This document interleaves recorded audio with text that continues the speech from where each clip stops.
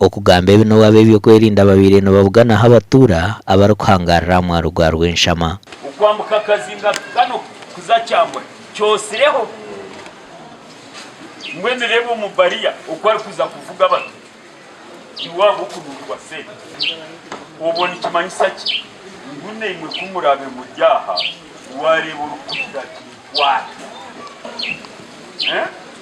ubeno manyo wo kutwara no manya kandi no mutaka. Kano Robert Nahamya or brigade commander wa Kanunga hamwe na rukunjira shabara batura ba Rwenshama okuzahabuzora misho ijo mukahurire byabeire Kasindi ijo mukahurire byabeire Kasese akakacweka bakabanza kwita abana babosya bisha bayesiye imotoka barigire kubyosya hata buhero bizire bagira bata bayosiye imotoka n'abajuru kubatero maranga abantu ba Rwenshama aharandi inside aha boda yitu na DRC kugira ngo turebe ko twakwatanisa hamwe ukireba ngo abazigwabo ibizahambo cyebyo bigiza bakagera ki ukatega nsoro sinto mpine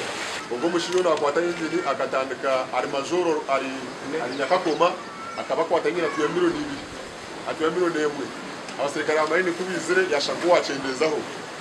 mubamutwara yagenda yashoma atungwazara atubamire kano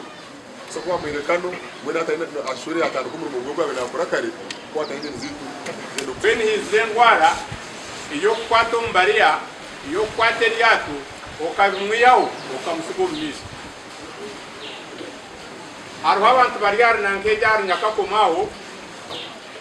barho n'abandi bana babangu n'abanyamurejana baha